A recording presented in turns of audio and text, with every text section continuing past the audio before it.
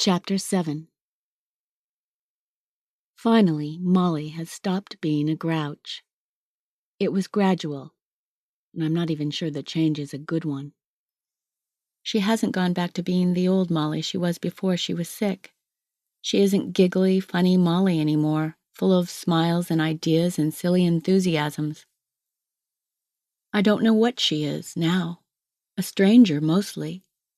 It's as if she has become part of a different world, one that doesn't include me anymore, or even Mom and Dad. She's quieter, more serious, almost withdrawn. When I tell her about things that are happening at school, she listens and asks questions, but it's as if she doesn't really care much. She's only listening to be polite. Only a few things interest her now. She spends a lot of time with the flowers. In the past, for Molly, flowers were things to run through in a field, to pick, to bury your nose in, to arrange in a vase on the table. Now, with Will's help, she's learning about them. She reads the books he's brought to her and identifies the wild flowers she's found in the fields. She classifies them, labels them, arranges them in order in a book that she's putting together. It takes most of her time. She's very careful and very serious about her flowers. We don't dare ever to tease her about them. It's as if she has become suddenly old. The other thing that still interests her is the baby. She visits Maria often, and they talk and talk about the baby. Molly is helping Maria to make clothes for it. They sew together, and when she finishes something, Molly smooths it with such care, folds it neatly, and puts it away in the drawer they're filling with little things. Even Ben and Maria seem a little puzzled by the concern Molly has for all those tiny nightgowns and sweaters. Once I heard Ben say to her, "Hey, Ma, it's already going to be the best-dressed kid in the valley. Quit sewing for a while, will you? Come with me to see if we can find some wild strawberries." But Molly just smiled at him and shook her head. "You go ahead, Ben," she said. "Take Meg. I want to finish this. I want everything to be perfect when the baby comes." Ben groaned. "Molly, don't you know what babies are like? It's just going to pee on those clothes. Why do they need to be perfect with that kind of future in store for them?" Molly smiled at him and went on stitching. And sometimes, for no reason, Molly is like a baby herself. One night after supper, when it was raining outside, we were sitting in front of the fireplace. Mom was working on the quilt, Dad was reading, and Molly and I were just watching the logs shift and send sparks into the chimney as they burned. We had our pajamas on. Suddenly, very quietly, Molly got up, went over to Dad, and climbed onto his lap. He didn't say anything. He just put his book down, put his arms around her, held her, and watched the fire. She put her head on his shoulder like a sleepy 2-year-old, and with one hand he stroked the fine, wispy, baby-like hair she has left. I could understand, I guess, the change in Molly if she were still sick, but she isn't. She's perfectly well. She is still taking the pills, and every few weeks Mom takes her to Portland to the hospital for tests to make sure everything is okay. Soon, the doctor said, she'll be able to stop taking the pills altogether, and then her hair will grow back. She'll win a beauty contest, the specialist told her, when she has her curls again. Mom told us that at dinner after they had come back from the hospital, and Molly just smiled, the casual and tolerant kind of smile that most people give to small children who say foolish things. But there was a time when it would have meant something to Molly to be told she was beautiful. Well, things change. I just have to learn to adjust to what they change to. One morning, early in June, my father came into the kitchen, poured himself a cup of coffee, and sighed. I was just finishing my breakfast and had planned to spend all of Saturday morning in the darkroom. I had photographed Maria by her kitchen window, and Will and I were experimenting with different kinds of paper for the finished prints. I could hardly wait to try printing Maria in different contrasts, textures, and tones. But when Dad pours a cup of coffee, sits down in the kitchen and sighs. I know I'd better stick around because something's up. "I just got a phone call," he said, "from Clarice Calloway." "Are your books overdue?" I asked. She's a real stickler about overdue books. He laughed. "No, she and I have achieved a pretty good understanding about my overdue books." I wish that's all it were. She started the conversation by saying, "I don't want to meddle, but—" You know what that means.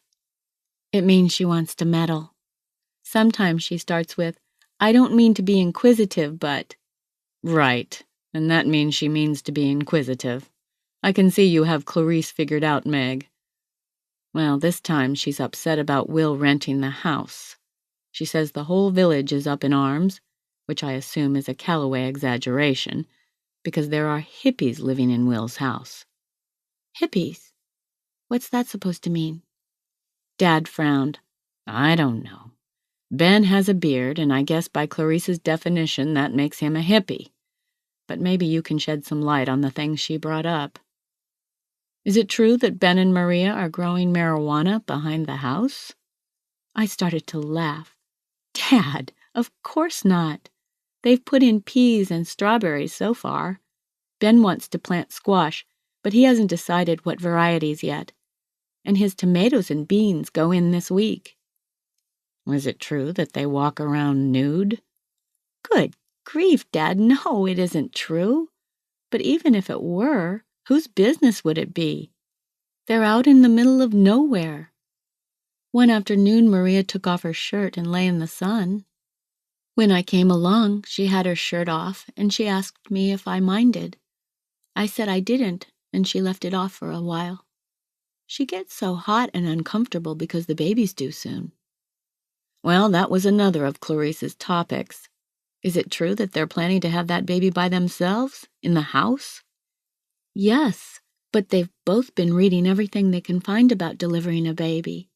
Maria's doing all sorts of exercises, and they took a course together in Boston. And Dr. Putnam in the village has agreed to come if they need him. Dad scratched his head. No chance that they'll change their minds about that? I don't think so, Dad. It's very important to them. They're really excited about doing it themselves, about having the baby born there in the house instead of in a hospital. They don't like the impersonal qualities of a hospital. But the baby's important to them, too. They're doing everything they can to be sure the baby will be safe and healthy. Well, I guess I can try to convince Clarice of that. So that leaves only one thing. They are married, aren't they? I stirred the last soggy Rice Krispies in the bottom of my bowl. They love each other. They talk about being old together, sitting in rocking chairs on their porch, and what it will feel like to kiss each other when they have false teeth and bifocals. That's not what I asked. Are they married? Funny how Rice Krispies stick to a bowl when they're wet. I really had to pry them loose from the sides of the bowl with my spoon. I don't think so, Dad. Maria doesn't wear a wedding ring, and her last name is different from Ben's. My father winced. That's what I was afraid of. I don't quite know how to deal with that one. And Clarice has already called Will's nephew in Boston. Well, maybe you should talk to Ben and Maria about it, Meg. They might as well be prepared. Great. What was I supposed to do? Go tell my friends who were going to have a baby next month that I thought they ought to get married? What business was it of mine? Still, my father was right. They ought to know what was going on. I gave up my plans for working in the darkroom that morning. Ben and Maria had asked if they could see some of my photographs, so I took the ones I'd done of Will and 2 that I'd just finished of Molly. She hadn't even noticed my taking them. She'd been sitting on the front steps working on some of her wildflowers. With Will's help, she'd mounted each of the flowers she'd pressed and labeled them with their Latin names. One of the pictures showed Molly holding a blossom of Queen Anne's lace up against the sunlight.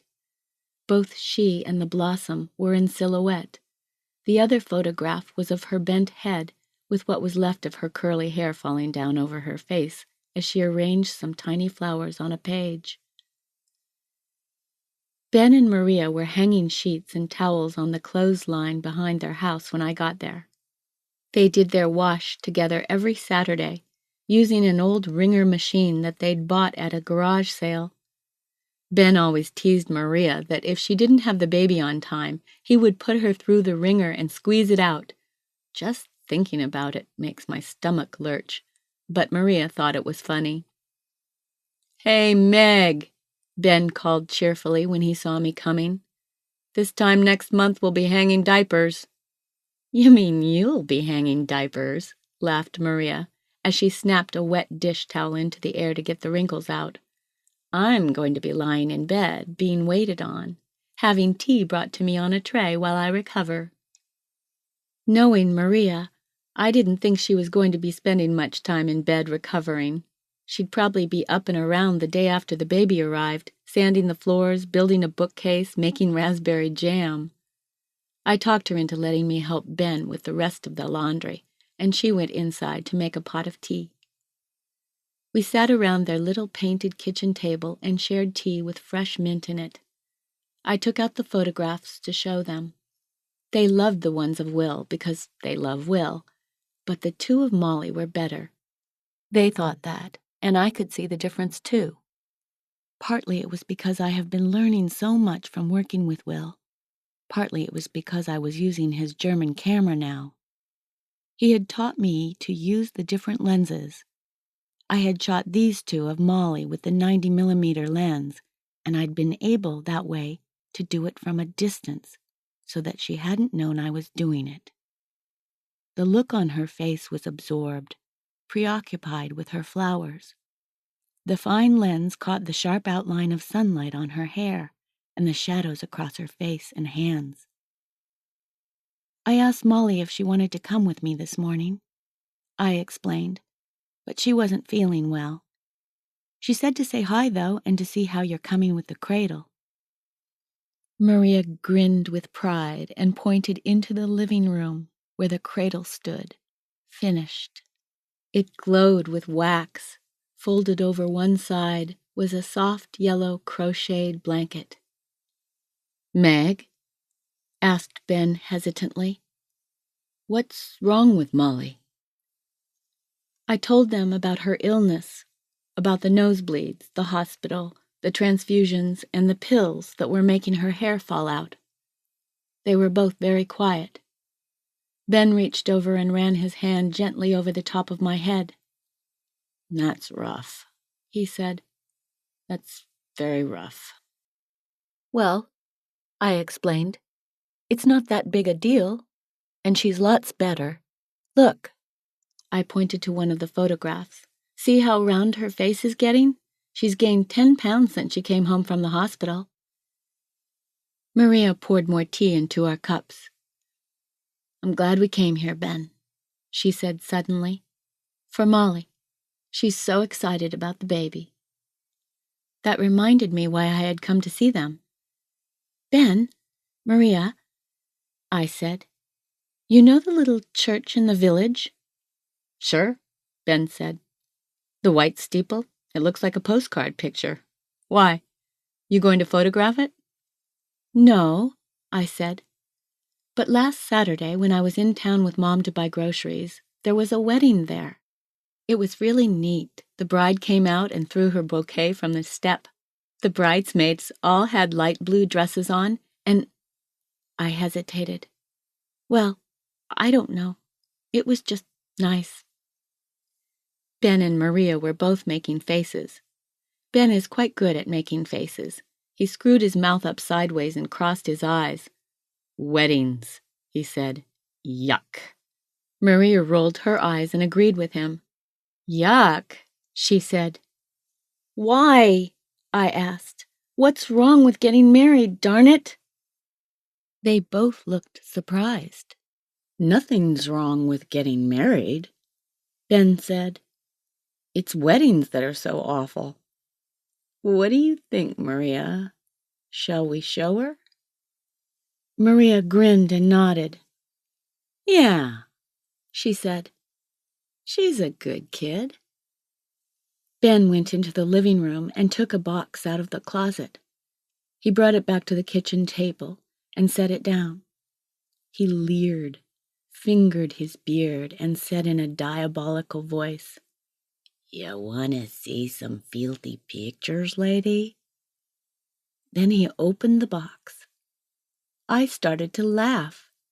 They weren't bad photographs. In fact, technically, they were very good photographs, even though I'm not crazy about color. But they were awful. And they were of Ben and Maria's wedding, for Pete's sake. They were in a thick white leather album that said, "Our Wedding" on the cover in gold letters. And I could see, while I looked at them, what Ben and Maria meant about yucky weddings. There were the tuxedos and the tails and the top hats. There was Maria with her dress pulled up to show a lacy blue garter. There were the huge baskets of flowers beside the altar of the church. Know what happened to those flowers? Maria asked.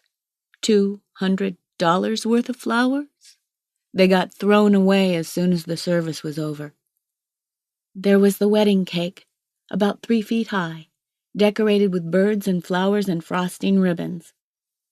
Know how much that cake cost? Grinned Ben. $100. Know what it tasted like? Cardboard. There were hundreds of people drinking champagne. Know who those people are? Asked Maria. My parents' friends. Ben's parents' friends. Know what they're doing? Getting drunk on $500 worth of champagne. And there were Ben and Maria, surrounded by people, flowers, food. They were smiling at the camera, but they both looked as if they didn't mean it much. Know who that is? Ben asked. I nodded. That's Ben Brady and Maria Abbott, who wanted to get married in a field full of daisies beside a stream, who wanted to have guitar music instead of a 5-piece band, homemade wine instead of champagne, he said. He slammed the book closed and put it back in the box. Why didn't you? I asked. They shrugged. Oh, sometimes it's just easier to please people, Maria said finally. Ben's parents wanted a big wedding. My parents wanted a big wedding. We did it for them, I guess. Can I ask you a funny question? Sure. Why don't you both have the same last name? It was Maria who answered me. You know, Meg, I had the name Abbott all my life. Maria Abbott did things that I was proud of. I won a music award in high school, and I was Maria Abbott. I was elected to Phi Beta Kappa in college, something I worked hard for, and I was Maria Abbott. When I realized I wanted to marry Ben, I also realized that I didn't want to stop being Maria Abbott. Ben could understand that. There's no law that says a wife must take her husband's name. So I didn't. Someday you may feel the same way about Meg Chalmers. Right now I know there's no one I would rather be than Meg Chalmers. It's a funny thing about names, how they become part of someone. I thought suddenly of the little boy Will Banks, years ago, who sat in a room angry and sad, and carved William on the closet floor. Hey, I said. Funny I hadn't thought to ask before. The baby. What are you going to name him? Her. It. Maria groaned. Ask any other question, Meg. Don't ask what we're going to name him, her, it. We can't decide. We fight about it all the time. We scream at each other. It's awful. Ben said, I've quit worrying about it. I figure the baby is going to arrive, and before it does anything else, it's going to shake hands all around and say, Hi, I'm... That's the only way we're going to know what its name is. Then he jumped up, bounded through the living room, and opened a door. But look, this is where it will be born. I looked through the living room and saw an empty room beyond, very clean, its walls freshly painted white with a brass bed alone in the center. "And this is where it will sleep," said Maria, smiling, touching the cradle with her bare foot so that it rocked slightly. "And this is what it'll wear," said Ben proudly, reaching into the drawer of a partly sanded pine chest and pulling out a tiny blue nightgown. The drawer was filled with little folded things. "This is what it'll eat," grinned Maria, cupping her hands around her breasts. "And?" Ben stood still suddenly, in the middle of the living room. "Meg, come. I want to show you something." He took my hand, and I followed him out the back door, picking up my photographs on the way. It was almost lunchtime. Ben took me past the garden, where the peas were thriving against the wired trellises, across the newly cleared space where he'd been pulling up alders, past the little wooden bird feeder that Maria filled with seeds each morning. Behind a clump of young pine trees, he had pulled out brush and exposed part of a rock wall that had been there, I knew, for more than 100 years. The sunlight filtered down through the nearby woods into the little secluded space. He had cut the grass there, and it was very soft, very green, very quiet. He put his arm over my shoulders and said, "This is where we'll bury the baby, if it doesn't live." I couldn't believe it. I pushed his arm off me and said, "What?" "You know," he said firmly, "sometimes things don't work out the way you want them to. If the baby dies, Maria and I will bury it here." "It's not going to die. What a horrible thing to say." "Look, Meg," Ben said, "you can pretend that bad things will never happen, but life's a lot easier if you realize and admit that sometimes they do. Of course, the baby's probably going to be just fine. But Maria and I talk about the other possibility too, just in case, just in case." I turned away from him and left him standing there. I was so angry I was shaking. I looked back. His hands were in his pockets, and he was watching me. I said, "Just in case you're interested, Ben Brady, I think you're an absolutely rotten person. That baby doesn't deserve you for a father." Then I walked home. And on the way home I was sorry I had said it. But it was too late to go back.